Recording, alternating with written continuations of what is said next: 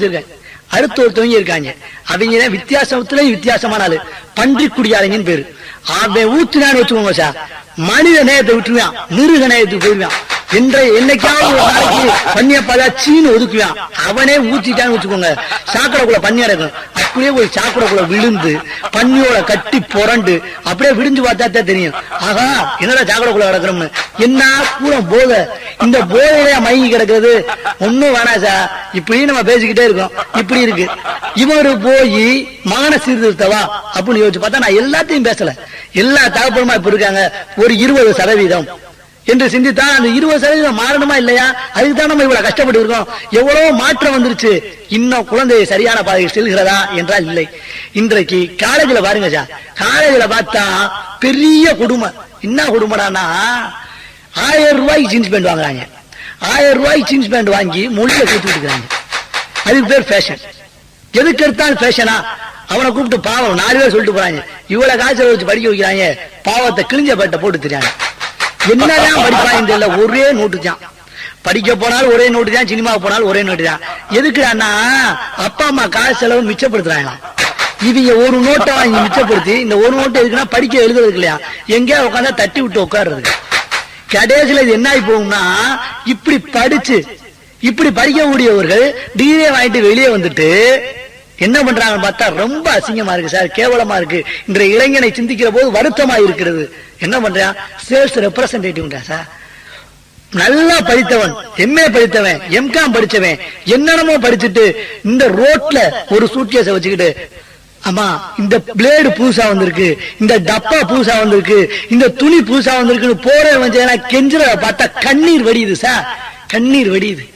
இவன் படிக்கிற காலத்துல ஒழுங்கா படிச்சிருந்தா, இல்லைன்னா கல்லூரிக்கு போல காலங்களை சரியாக பயன்படுத்தி இருந்தால் இந்த நிலைமை வந்திருக்க கண்டிப்பா கிடையாது. ஒன்னும் வேணாம், ஒரு புதுக்கவிஞன் அழகாய் சொன்னான், இளமை உன் தோள்களில் இருக்கும் போதே எது நிஜம் என்பதை எட்டிவிடு, எல்லாம் விதிவசம் என்பதை விட்டுவிடு அப்படின்னா. என்னவாமா எல்லாம் அவர் படிச்சுவாரு, எம்காம் படிச்சுவாரு, எம்பிபிஎஸ் படிச்சுவாரு, எல்லாம் படிச்சுவாரு. படிச்சு முடிச்சுட்டு எவனாவது ரோட்ல கிளீச்ச விஷயம் பார்ப்பாங்க, அந்த கிளீட்ட போய் உட்காந்து 50 பைசா கொடுப்பான்.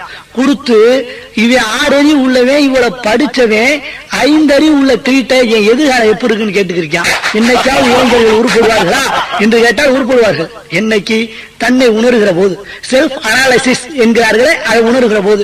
பாரதி அழகா சொன்னா, உழவுக்கும் தொழிலுக்கும் வந்தனை செய்வோம், வீணில் உண்டுகளித்து போரை நிந்தனை செய்வோம் அப்படின்னா. எல்லாரும் என்ன நினைக்கிறாங்க, அப்பா படிச்சு முடிச்சா ஒய்கலா ஜாப், அதான் எனக்கு பாப்பேன்னா அது இந்தியாவிலே எப்படி வரும் என்று சிந்தித்தால், இந்தியாவிலே தொழில் வளர்ச்சி இன்னும் அதிகமாக வேண்டும்.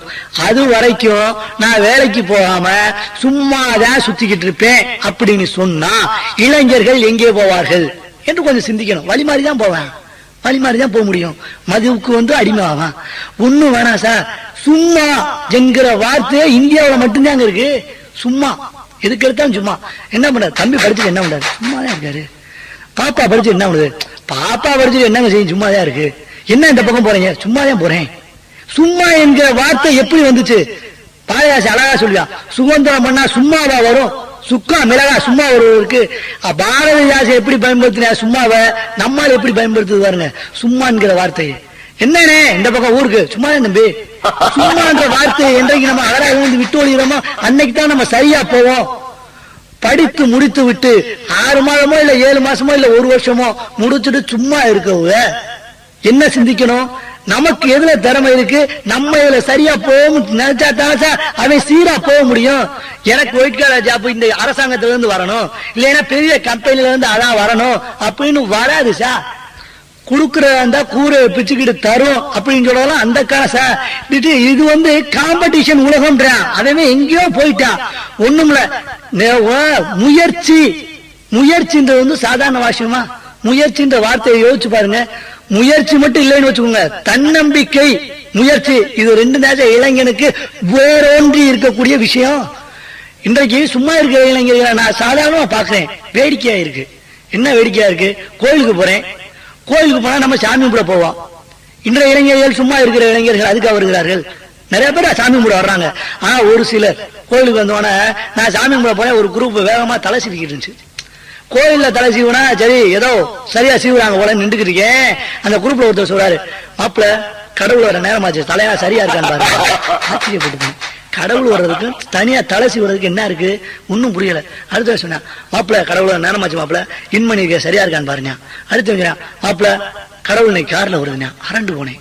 கடவுள் தேர்ல வரும், கடவுள் வானத்துல கூட வரும் சார், எப்படி கார்ல வரும்? சரி மாடன் கடவுள் கார்ல வராராகும், நான் வெயிட் பண்ணி பாக்க. அடுத்து வைக்கிறான் மாப்பிள்ள கடவுள் எப்பயும் தனியா வரும், இன்னைக்கு ஃபேமிலியோட வருதுண்ணா. நான் நினைச்சேன் பார்வதி பரமசிவன் முருகன் பிள்ளையார் அத்தனை பேர் ஃபேமிலியோட வருது போல, நம்மளும் கடவுள் இன்னைக்கு பார்த்தா ஆர்வமா இருக்கேன். அடுத்து சொல்றேன் மாப்பிள்ள கடவுள் டெய்லி சுடியா இல்ல இன்னைக்கு சேரியில வருதுன்றான்.